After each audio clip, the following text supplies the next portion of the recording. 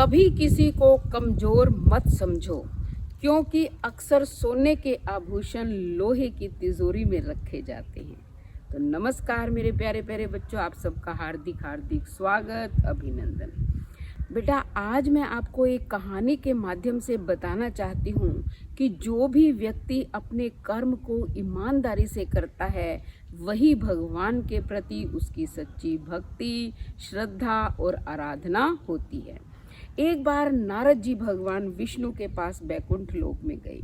उन्होंने देखा कि भगवान कोई चित्र बना रहे हैं। वो इतने तल्लीन हैं उस चित्र बनाने में कि उन्होंने नारद जी की ओर ध्यान ही नहीं दिया। नारद जी ने बोला कि आज लीला विहारी कुछ कार्य कर रहे हैं, लेकिन उन्होंने नहीं सुना। नारद जी ने फिर देखा कि सभी देवी देवता लाइन में उनका आशीर्वाद पाने के लिए खड़े हुए हैं, लेकिन वो हैं कि किसी की तरफ देखते ही नहीं हैं, बस उस चित्र को बनाने में लगे हुए हैं। नारद जी को गुस्सा आ गया। वो माँ लक्ष्मी के पास गए और कहा कि माता, आज भगवान ये क्या कर रहे हैं। तब माता लक्ष्मी ने कहा कि नारद जी, ये अपने एक भक्त का चित्र बना रहे हैं और कहते हैं कि ये भक्त मुझे नारद जी से भी अधिक प्रिय है। अब नारद जी को और गुस्सा आ गया। उन्होंने सोचा कि पास जाकर देखता हूँ कि किस भक्त का चित्र बना रहे हैं। जब उन्होंने जाकर देखा तो एक चर्मकार का चित्र वो बना रहे थे। अब जो है उन्हें ईर्ष्या होगी नारद जी को और वो सीधा पृथ्वी लोक पर आ गए। उन्होंने देखा कि एक जगह पर मरे हुए पशुओं की दुर्गंध आ रही है और वहीं एक चर्मकार दीनहीन फटे पुराने कपड़े पहने हुए चमड़े को साफ करने में लगा हुआ है। नारद जी ने देखा कि भगवान विष्णु जिस भक्त का चित्र बना रहे थे वही ये चर्मकार है, लेकिन इसने ऐसा क्या किया है जो भगवान को ये अधिक प्रिय है। क्या ये कभी मंदिर गया है?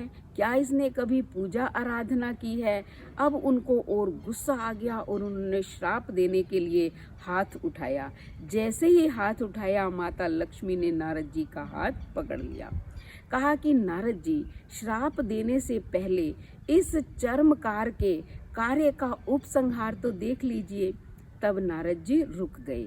उन्होंने देखा कि चर्मकार ने उस चमड़े की गठड़ी बनाई, हाथ मुंह धोए और हाथ जोड़कर बैठ गए और कहने लगे कि हे प्रभु, मुझे कल भी ऐसी ही आजीविका देना, जिससे मैं अपने परिवार का जीवन निर्वाह कर सकूं। अब नारद जी स्वयं के व्यवहार पर लज्जित हुए। अब उन्हें क्रोध नहीं था, बल्कि वो दीनहीन बने हुए थे। उन्होंने उस चर्मकार को प्रणाम किया और उसके कार्य की सराहना की और सीधा बैकुंठ लोक में चले गए। तो बेटा, जो भी कार्य हम करते हैं, हमें पूर्ण ईमानदारी के साथ करना चाहिए। यही हमारे भगवान के प्रति सच्ची श्रद्धा और भक्ति है।